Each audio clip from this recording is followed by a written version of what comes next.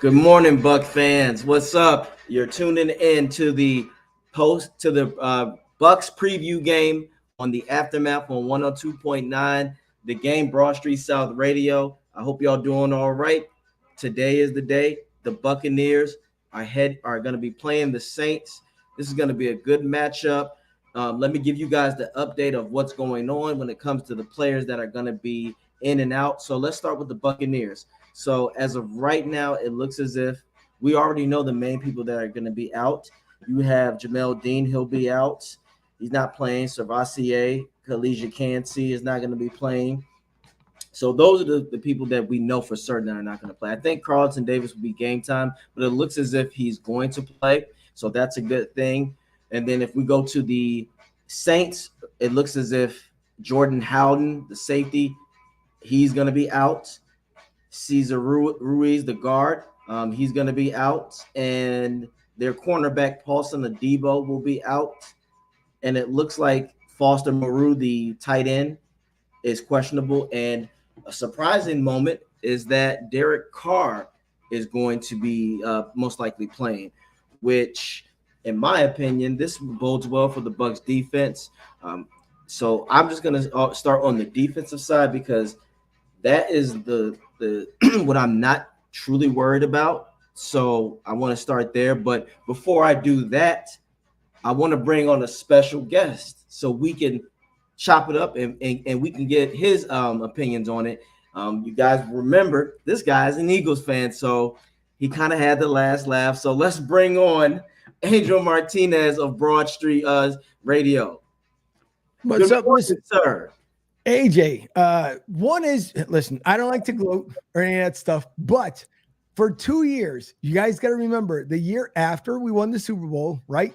And then last year or the year before, you guys also had the leg up on us. So this is one of those moments, as you and I were going back and forth that night on the game. Yes. This is one of those moments where I can actually just do a sigh of relief and say that we pulled that one off, and it was a good win overall. It was a good fight by Tampa Bay. And I'm really, really surprised. And you had mentioned it before, as far as when it came to Mike Evans. I'm really surprised that Baker Mayfield did not potentially hit Mike Evans a lot. I know his passes, I think it was like one or two that really weren't on point. One, I believe it was just behind Mike Evans, but the one grab that he made that landed on top of the safety shoulders, rolled off, and actually got an extra yard or two. That was quite incredible. But listen, the Buccaneers, the defense had stepped up that evening. It's just the offense wasn't working on all cylinders. And when you and I both know, the longer your defense stays out there, the harder it is to win the game. If your offense is not producing, obviously they only got 41 yards on the ground. It wasn't getting the job done. And it's still, in my opinion, it still says, is Todd Bowles the right HC for the Buccaneers? I've said for the longest, I don't believe that he is, but I'm not a Buccaneers fan. I'm also not the GM and or the owner. So that's up to you guys. But, nevertheless, it ended up being a great game. It was almost a late comeback by the Buccaneers. It's just, again, the Eagles took the drive in the fourth quarter. They burned over 10 minutes in the fourth. It's kind of hard to be able to come back from 2 scores when we're chewing up the clock. Absolutely. You said it yourself. So I'm just going to say this. Please gloat. You won. You did your job. There's no shame in that. I don't mind when Eagles fans gloat. It's a football game. You guys won, because I'd be gloating if we won. You guys did you did your job. You did what you needed to do. The coach did a hell of a job on his side. One thing that I know for certain, your coach knows what he's doing for the most part. Even when your offense sputters, he finds a way to adjust. So, yes, I'll say this. Now, I do think that you guys on offense still need to get the passing a lot more efficient, because you were right. The Bucs were well into this game until the clock. We were bled on the clock, and that was due to a certain coverage where I don't think it's a secret anymore. So I'm going to say this. The key to beating a Bowles defense is to literally drain them and drag them out. Take what the defense gives you. Mm-hmm. That is how you guys were beating us. It wasn't as if Jalen Hurts was torching the secondary, even as banged up as it was. What he did is What I tell everybody, I hate this coverage, this cushion coverage. What you guys did was he told basically Hurts and the receiving core, if they're going to give you all this cushion and space, I'm just going to throw it right then and there, and you pick up the yards that way. And if they are going to stretch out that much and they do not load the box, Swift is going to run it down their throats. And that's what you guys did. To beat Bowles, you got it's the irony is the same philosophy that Canales wants is what kills the Bucs defense. Body shots, draining the clock. As you said, when the Bucs scored the touchdown, I was like, okay, but on defense, they couldn't get it back because Bowles is very stubborn. He has a mentality where he does, unfortunately, he's doing a lot more bending than breaking. The Right. Bucs are gonna have to sometimes come out the gate breaking on defense because this offense for the Bucs is still gonna take some time to gel. But yes, you said it. That was the best thing that y'all could have done. You drained the Bucs, you gassed the defense, you gassed the strength of this team, and the offense is not ready yet. And you guys did something that the Bears and Vikings couldn't do. You rattled Baker. There was a play, and I know you remember this, where he launched it to Mike Evans when he literally had a field full of yards to run for the first down on third down. Yep. You run that. If Baker wasn't rattled, he would normally take off. That was literally a 25 to 30 yards that he could have gotten because nobody was there. If he runs, that's the momentum. But he was trying to be a hero and make a play. So kudos to you guys. I think you guys are going to take care of business against Washington today. I don't see them. I think it's a rivalry game, so it'll be a lot tougher than what people think. But I see you guys getting the W. So, but yes, you are correct. The Bucs are going to have to really evaluate. Bowles is really going to have to take a step back and look at his ego. I think it's a lot of stubbornness on his part. As you said, are you going to be the right guy? And are you going to be able to make those hard decisions? Yeah. So that's my opinion. But today, because I already know what I think. What is your impression on this Saints team against the Bucs? If the Bucs cannot have a bounce back game on the Saints, these are not the same Saints that we've seen from two seasons, even from last season. Put it that way. This is not the Saints team that we've seen in years past. The Bucs defense altogether is a lot better than the Saints. And I'm not even talking about paper. I'm talking about man-to-man coverage is a lot better than what the Saints are doing right now. Baker Mayfield, and I think and one thing you talked about is that he has this offense for him has been leaps and bounds better than they were for Tom Brady. And Baker Mayfield is a much more mobile quarterback. I'm not saying he's, obviously he's not Jalen Hurts. He's not, Patrick Mahomes, but he still has his legs. He's still young and he can make things happen. There was a couple times during the Eagles game where he could have, at least 2-3 yards here and makes a difference than going backwards or just getting back to the line of scrimmage. So the Bucs offense has enough, I think, under their hat where they can make a couple of run plays for Baker Mayfield to get those additional 6 to 7 yards. It may not be first downs all the time, but I'd rather be, second and 4 than to be second and 15, second and 12. So I'd rather see that. I think they should be able to manhandle the Saints I mean a manhandle. Right now, the Saints are not in their best headspace, to put it that way. Again, offensively, they haven't been playing well this season. They've gotten lucky. Truth being told, and whether it's Saints fans here or not, truth being told, the Saints are not the Saints of what we've seen in years past. They're definitely not the Saints when Sean Payton was there, and Sean Payton is not the same, obviously, without the Saints. You can't recreate something in Denver that's completely collapsing for you. So the Buccaneers defense should completely stop the air attack from the Saints. And if they're going to have to do it, they're going to have to do it against the ground. And even though, yes, they give up 200 plus yards against the Eagles, big key difference. And as we all say, it's any given Sunday, any given Monday, Tuesday, Wednesday, you name it now, because the NFL is all over the place. But either way, the Buccaneers should be able to bounce back and show everyone that it wasn't a fluke. Dave Canales, I really like him as an OC. I think he's going to do really, really well for the Bucs. I just think the head coach needs to get on that same sheet of music as your offensive coordinator.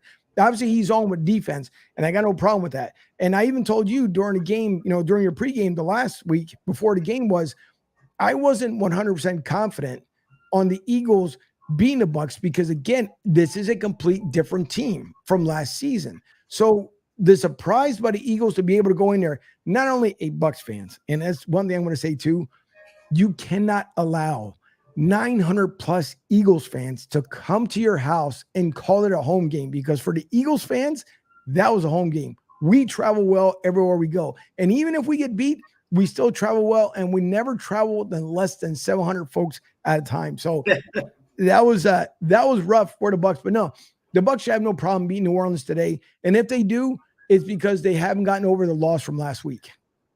Ooh, yes, yes. Now, and that's what I'm glad you said this. It's not a fluke.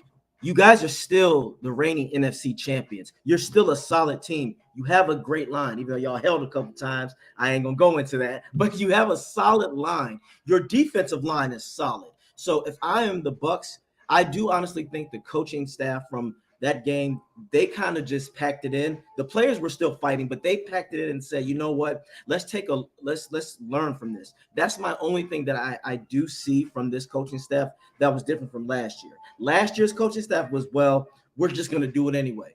I agree with you. Bowles has got to understand running the ball doesn't mean anything if it's not effective. I know we have to get it, but you have to have the right players in position to implement what you want. So if you want a balanced attack, you need a running back that's willing to do that.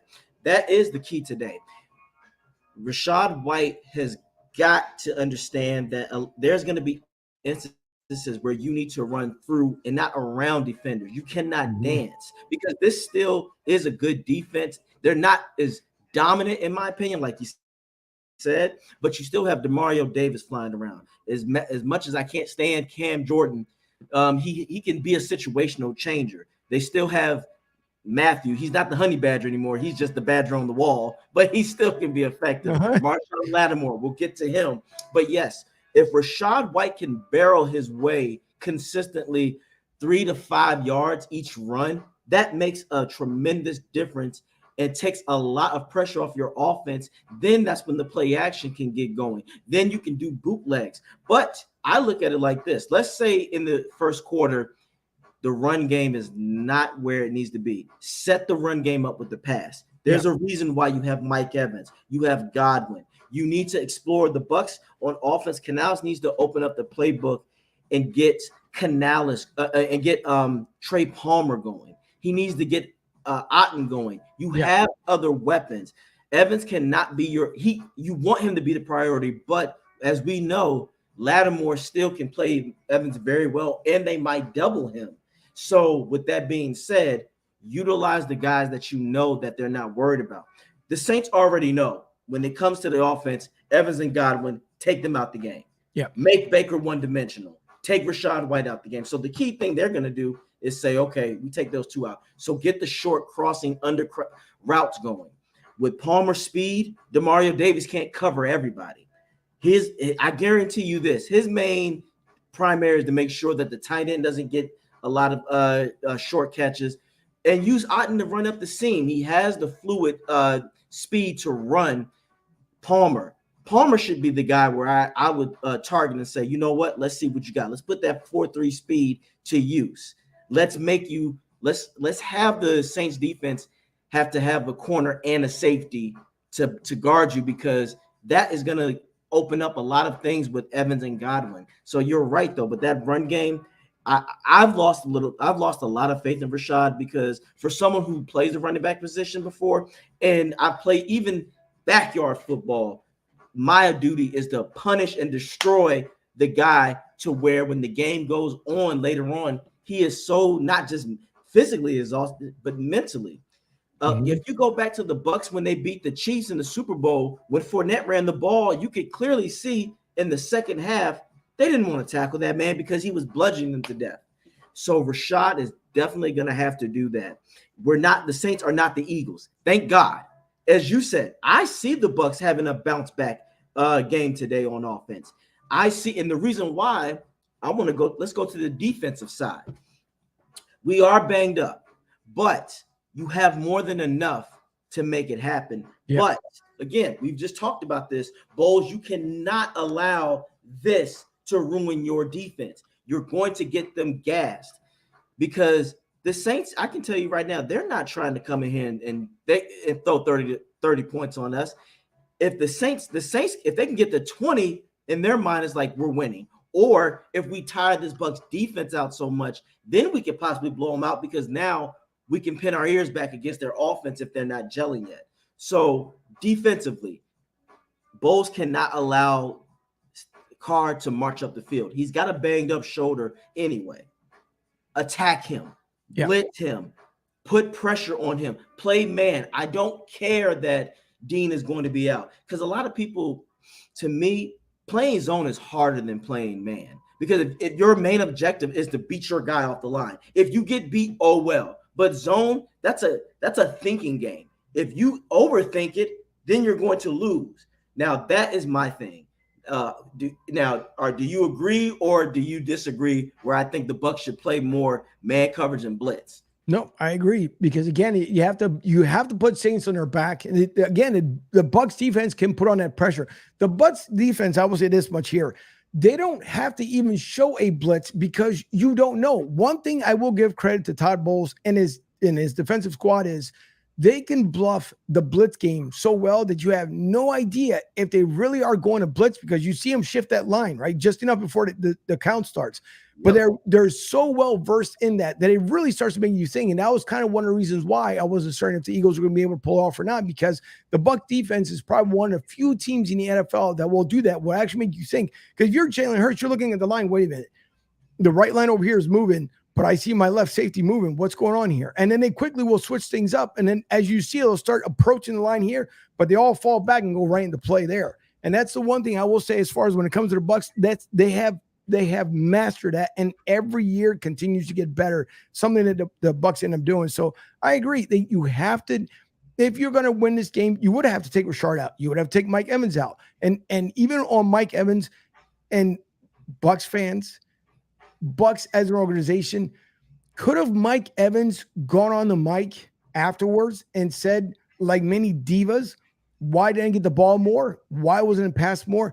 That man continues to handle himself with class to the point where I will say it until, just like you do, AJ, until the Bucs sign him. I just think the Bucs don't know what they have in hand, and they're going to let him walk. And shame on them if they do so. But again, the Bucs defense is the only defense right now, in my opinion, in the NFL. And I don't want any of your fans to think I'm doing this as a homer or anything else. They're the only defense that can trick you on the blitz. And that is so hard to do as a defensive coordinator and even as your linebackers, your safety, because they know themselves what they have to do in order to trigger that. The same way with your front four. If they know the guys are falling back, they know the pressure's on. So right now, defensively, the Bucs should have no problem whatsoever stopping these Saints. And if they don't, it's they beat themselves. And I see that Gio put up there that the Bucs are going to beat the Eagles in the playoffs. Gio, let me explain something to you when it comes to the Buccaneers. Yes, the Bucs have confidence, but when they get beaten, for some reason, the Bucs can't let that go. And it's a team that's come in and they've played them. Now, with Brady, it was impossible to be able to beat the Saints 3 years in a row, or 3 times in one season to get to the Super Bowl. That was virtually impossible. So the Saints also know that the Bucs, they've had each other's numbers, but if it comes down to the playoffs, will the Eagles beat or will the Bucs beat the Eagles? That one I can say emphatically, no. The Eagles will take them out. Sorry, I hate to break the news to you. But no, AJ, it's the same way. The Bucs defense can manhandle this team. You have to get rid of the loss. You just have to. No matter which way you look at it. You got burned. You didn't expect that. Everybody knows it. The Eagles today could turn around and just flop at home. It could just go completely off the rails. Yes. Why? Because you could have too much confidence coming off the Monday night win. Yes. And so that's the difference between your coordinators and your head coach. You've got to tell the guys, today is ground zero. We start from the line of scrimmage, and we'll see where it goes from there. If you don't believe in that philosophy and you just go by, we're going to showboat because we know what we did from last week, you're never going to make it far in the NFL. Oh, facts. No, facts. And Gio, I hear what you're trying to say, but right now, it's too damn early for the Bucs to be talking about playoffs. That's too early for anybody. We need to take this one game at a time. We're not complete yet. Like you just said, Adrian, with the under the Brady regime, the first 2 years, a loss, we would lose, but Brady would say, "Snap out of it." That was the last game. We got this next game. Like you said, start from ground zero, and the confidence was there. You could see under Brady the first 2 years that, hey, even if we did lose, even if we got embarrassed, we're going to bounce back because we're inspired. That is what this team is definitely going to need. And I do think that they have that because Baker, I don't think he's the type of guy that's going to be down on himself. But I agree with what you're saying. This Bucs defense, you have to be nasty. Now, a lot of fans are concerned with Kamara. I'm here to tell you this, guys, right now. There's a difference between being in normal shape and in football shape. Kamara has to get his body physically acclimated to the game, and that could take a few weeks sometimes. Yeah. It's not like he's just going to necessarily just come in here and blow everybody out. If anything, if it goes wrong for Kamara early, they might have to, readjust for him. This is and the Bucs in the past have dealt with Kamara very well. The thing of Kamara is you stop him from killing you in the short passing because he's a great yak running back and he has the speed. But if you get him behind the line of scrimmage, you're going to be fine, which means the Bucs defense, you have to wrap up. My only issue that I see sometimes, and especially when we were trying to do it to Swift, you can't blow good running backs up all the time. Just tackle them, wrap them up, and throw them to the ground. Swift, when we played you, Swift was just running through people because they were trying to blow him up. Swift is a good running back. You're not blowing that guy up. And if anything, sometimes when you try to blow him up, your momentum is giving him, you're actually helping him better because you knocked him in a way where he can be mobile. Just make the for sure tackle. And you are right. I do believe in this Bucs defense that they can dominate because Carr, if you rattle Carr early, he's going to think about that because they're taking a big gamble by playing him. That shows me that Dennis Allen doesn't even have confidence in Winston because Carr, if he gets hit the wrong way, you are potentially setting your team back. He could be out for 6 weeks if he gets hit. Don't let Devin White hit him. I'm sure he has flashbacks of Devin hitting him when he was in Vegas because Devin White blew him up on one play. That is a big gamble, but you're right. Bowles is very good at disguising coverages where it's like you think something's going to happen, but it's like, no. And Winfield is perfect for it because Winfield has the speed and the intelligence to make you go, damn, I did not see him. Or how did he pick that?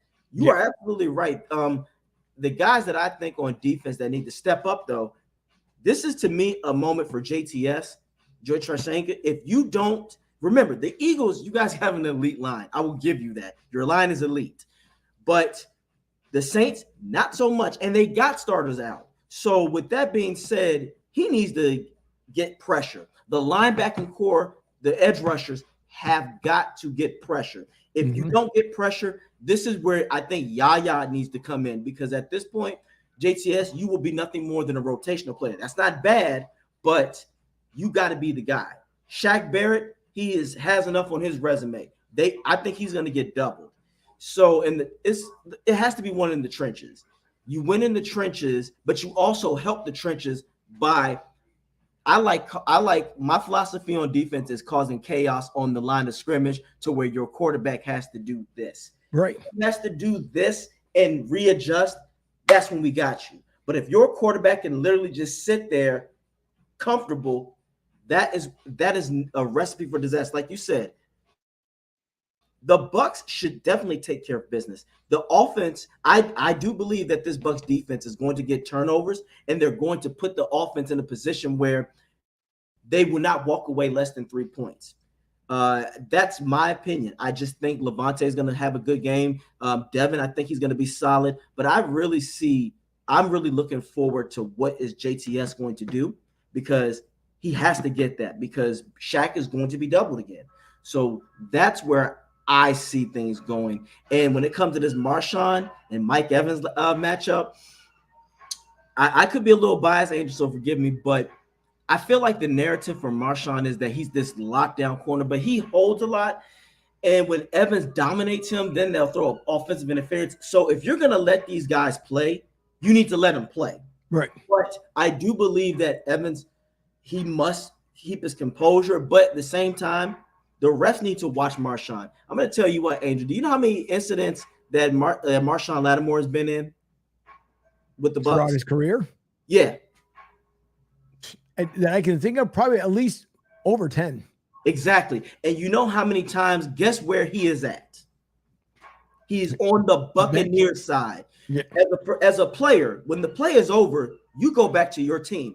The refs need to start penalizing players for that. If you are literally on the other team's side and you're supposed to be back, that should be a 10-yard penalty right there for unnecessary. Like, they need to find something like that, because Marshawn does have a tendency of doing that, and I don't think that's fair, because that's what makes me dislike Marshawn. He has like a punk mentality where when things are going well, he talks trash, but then when something doesn't go his way, he plays the victim. Now, what are your prediction on this Evans Lattimore matchup today? If Evans can cut in, Evans, we saw it, and I understand it's, if you're running a route, the hardest thing to do is hit the brakes, obviously cut in. And most of the time, Evans, one good thing that he has, once he places his foot, the great thing about him is if you watch when he drops his shoulders, he never drops it and points in a certain direction. Once he drops, it's where he shifts. And you don't see that into the very last second. We saw that last week with the Eagles. Even though obviously the ball might have been thrown in his direction, we see what Mike Evans can end up doing. I think Mike Evans this week burns him, and I think he burns him for over 100 yards. At least. That's a hot take. So if you guys are expecting on your fantasy draft to have Mike Evans, I would expect at least 101-yard game from Mike Evans today. If there isn't, Baker Mayfield, Dave Canales really have to think about why wasn't he utilized as much this week as less as he was from last week. Again, you're trying to spread the ball around. But when it comes to Mike Evans alone can beat the Saints. That's how much confidence I believe in the offense when it comes to the Bucs today. On the ground, they can also get it done too, because again, the Saints defense has not been stopping much as of late. They've been making stops, not as much as we've seen in years past. So I think that matchup, that goes over to Evans. My prediction is, I think when it comes down to overall score, it's at least a 37-10 win from the Bucs over the Saints. And again, you have to have that bounce back game, because Baker Mayfield and the rest of the offense has to have not cockiness. You just got to feel confident when you're coming onto that field and you know, okay, the expectations for us are much higher this year than it's been when Tom Brady was here. And obviously everybody's, they can love or hate Tom Brady. He did win another one for the Bucs. But if you guys want to be once again to where you were just 2 seasons ago, that's how you have to come into this game. Forget about everything you've been hearing. Forget all the negativity. Forget about all the chirping that the fans have been talking about, because again, 900 plus Eagles fans in that stadium, but the Bucs fans that were there were making a ton of noise, and they should have fed off of that. They didn't, but the confidence switches this week. I think they get it done. There's no way they can fall again 2 weeks in a row. I agree with you 100%. Now, I said this in the opposite. I said Evans might not get a lot of yards, but he will get touchdowns. I said somewhere between 30 to 50 yards, but 2 touchdowns in the red zone. One thing I do like, they will target Evans in that red zone far more than what Brady did. Brady was an equal opportunist guy, which is fine, but we don't need that. You feed Evans, because if Evans goes off, then that means Godwin will get open. That means Palmer or Otten will get open. Now, you brought up a great point there, because this is where you can tell between the fans and the people who just watch the games. Take a look at what the Buccaneers have done in 3 games. Look at that red zone stop. Look how hard they made it for the Eagles to be able to score. So that when teams are looking, if I'm the Saints, I'm thinking, man, you know what? The Bucs defense have been killer between the goal line to the 25-yard line. They've been stellar between the goal line to the 20-yard line. They've been damn near unstoppable from the goal line to the 18-yard line. So that goes to show you how hard it's going to be able to score offensively on them. And if you get a field goal out of it, you know what? It's better than getting no points whatsoever. Because obviously the Eagles tried it. They tried at one point. They had 4th and 1, and the Bucs were like, down in our house. Then losing the game. But the Bucs defense stepped up. So if you're looking at it, and this is why I want people, I know everyone can listen to all these other networks, ESPNs, the NFLs, and all that good fun stuff. If you're a true fan, start watching what the Bucs are doing in that red zone. They're making it impossible for teams to score. And once you build that in your own house, and you can do the same thing on the road, you're going to have teams that are be coming down to Ray J and saying, man, we need to practice before we go out there, and we need to figure out what these guys are doing. Don't do it like the Patriots where they cheated and they had video cameras, all that good fun stuff. Actually go out there on the field and see, because the Bucs have been, minus last week, basically unstoppable in that red zone. You would have to throw it damn near 40 yards or run at least a 35-yard run in order to get into that end zone. But once they hit that red zone defense, it's like they just take off their capes like, that's it. All right, we're done. We're done playing. Take the mask off. We're here. And you got to respect that. You have to respect that from the Bucs, because that red zone defense is unstoppable. Oh, absolutely. That's why if Slick, who's also our co-host, and again, you're checking in on the Aftermath 102.9 Game Broad Street South Radio. We talk about that a lot. That's why it's frustrating. But Bowles has a chess mindset. It's like, you know what? I want to see what you're going to be doing. But when he, like you said, when we get to that red zone, oh, you're not scoring. We're gonna lock you down. Mm-hmm. As again, the only time that typically happens, it's either a busted coverage or the Bucs defense is just gassed. Again, that's why I would like to see Bowles flip the script this time. And I know he likes to fill them out, but no, don't fill them out on the first drive. Fill them out on the second to see if they change. Yep. Because I think with Bowles, if he played super aggressive the first drive, he could get a turnover, like you said.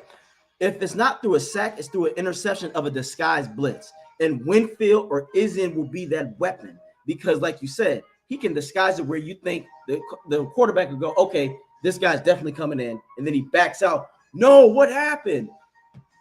Bowles can do that. But I'll go back to the Evans situation.